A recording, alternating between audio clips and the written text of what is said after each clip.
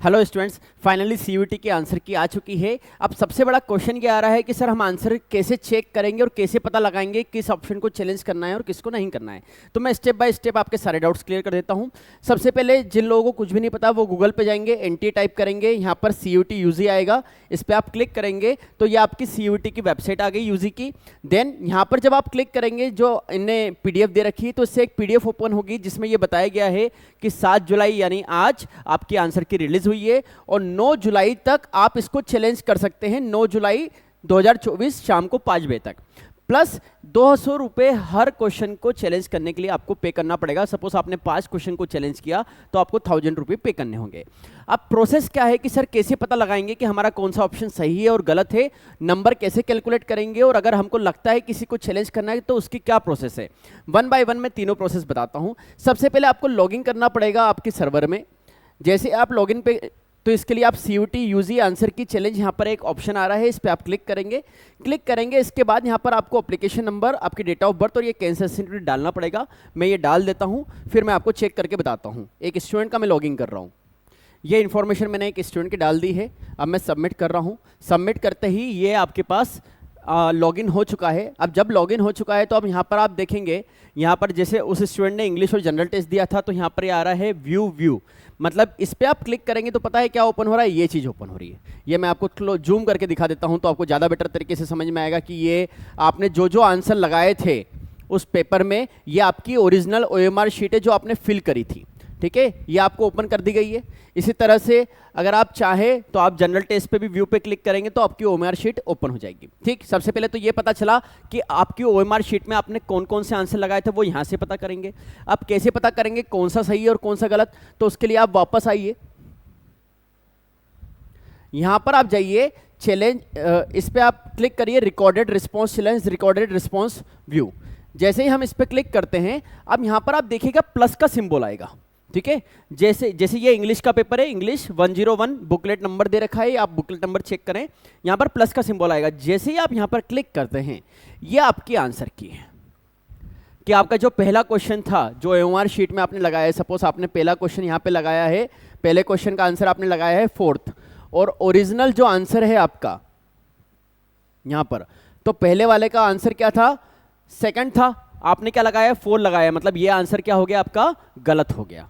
इसी तरह से सपोज आपको एक और देखना है तो आप देखिए 2nd वाला आपने नहीं लगाया तो इसके कोई मार्क्स नहीं जुड़ेंगे। 4th वाले का सपोज आपने 3rd ऑप्शन लगाया है तो आप देखिए 4th वाले का 3rd ऑप्शन, 4th वाले का 3rd ऑप्शन, यस, यहाँ पर भी आंसर की में 3rd ऑप्शन दे रखा, मतलब ये आपका क्या है, सही है। अब सपोज आपका ये क्वेश्चन गलत है और आपको लगता है कि सर ये क्वेश्चन सही है लेकिन उन्होंने गलत बताया है, तो आपको इसको चैलेंज करना पड़ेगा। चैलेंज कैसे करेंगे, सपोज आपने यहाँ पे 4 पे क्लिक करा, 4 पे क्लिक करने के बाद जैसे ही आप नीचे जाएंगे तो यहाँ पर उन्होंने बोला है क्लेम्ड आंसर की लिस्ट अपलोड डॉक्यूमेंट इंग्लिश 101। यहाँ पर आपको लिस्ट अपलोड करना पड़ेगी और यहाँ पर आपको बताना पड़ेगा कि आप जो चैलेंज कर रहे हैं कौन सा क्वेश्चन आईडी है, क्या उनका आंसर है और उसका कोई रीजन अगर आपके पास है, स्पेसिफिकेशन या कोई सॉल्यूशन है, तो आप वो लिख के यहाँ पर अपलोड करेंगे। और वो जो साइज है होना चाहिए वो सिंगल पीडीएफ होना चाहिए और 1 MB से उसकी कम साइज होना चाहिए। इसी तरह से आप यहाँ पे सबमिट करेंगे। सबमिट करने के बाद फिर यहाँ पर सबमिट एंड रिव्यू क्लेम्स में आप जाएंगे। उसके बाद फिर आपको यहाँ पर प्रोसेस करना पड़ेगी आंसर की पे। जैसे आप आंसर की पे ये सब प्रोसेस करने के बाद आप जाएंगे, ये सब डॉक्यूमेंट जब आप कंप्लीट करेंगे उसके बाद सबमिट करने के बाद वो आपसे बोलेगा कि फाइल आप चूज करें और उसके बाद फिर आपसे अमाउंट प्रोसेस करने के लिए बोलेगा। तो आपको ये समझ में आ गया कि अब आंसर की कैसे देखी जाएगी। मेरे हिसाब से अब आपको क्लियर हो जाना चाहिए कि सपोज आपको इंग्लिश के पेपर के आंसर की चेक करना है तो आप, वापस मैं आपको समझा देता हूं अगर आपको नहीं समझ में आया। डैशबोर्ड पे आप गए, यहां पर आप गए इंग्लिश पे आपने response recorded response challenge, recorded response view, recorded response view पे गए तो उन्होंने क्या बोला, प्लीज सिलेक्ट एटलीस्ट 1 क्वेश्चन, क्योंकि अभी तक आपने सिलेक्ट करके सबमिट नहीं करा था तो आप रिकॉर्डेड रिस्पॉन्स चैलेंज पे आप जाएंगे। ठीक है, जैसे आप यहाँ पर जाएंगे आप यहाँ पर इंफॉर्मेशन फिल करेंगे, सबमिट एंड रिव्यू क्लेम्स में आएंगे। जैसे मैं आपको बताता हूँ, अगर आपने वहाँ पर रिकॉर्डेड में करा था तो 839886, जैसे आप सबमिट करेंगे वो बोलेंगे प्लीज चैलेंज एटलीस्ट 1 क्वेश्चन, क्योंकि हमने वहाँ पे कुछ भी सिलेक्ट नहीं किया था। ठीक है, तो मेरे हिसाब से अब आपको बात समझ में आ गई थी। ये आपकी है ओएमआर शीट। इस ओएमआर शीट से आप पहले चेक करेंगे कि आपने क्या लगाया था क्वेश्चन। जैसे आप यहाँ पे चेक करेंगे, ये आपकी ओएमआर शीट यहाँ से समझ में आया कहाँ से ओपन होगी, यहाँ से ओपन होगी। इंग्लिश 101 यहाँ पर व्यू आंसर की OMR, यहाँ पे आपने क्लिक करा OMR शीट ओपन हो गई। प्लस अगर आपको ये देखना है कि सही आंसर क्या है तो रिकॉर्डेड रिस्पॉन्स व्यू पे आप क्लिक करेंगे, नहीं रिकॉर्डेड रिस्पॉन्स चैलेंज पे आप क्लिक करेंगे, यहाँ पर आएगा प्लस साइन। जैसे आप इस पे क्लिक करेंगे ये आपकी आंसर की ओपन हो जाएगी आपके पेपर की। इसी तरह से अगर आप जनरल टेस्ट के स्टूडेंट है, जनरल टेस्ट पे क्लिक करें तो 1 से लेके 60 क्वेश्चन जो है हमारे उन सबके आंसर एनटी ने दे दिए हैं। तो ये है आपकी आंसर की। अब इसके बाद आप कैलकुलेट कैसे करेंगे, तो कैलकुलेट करने के लिए आपको कुछ नहीं करना है, बहुत सिंपल सा काम है।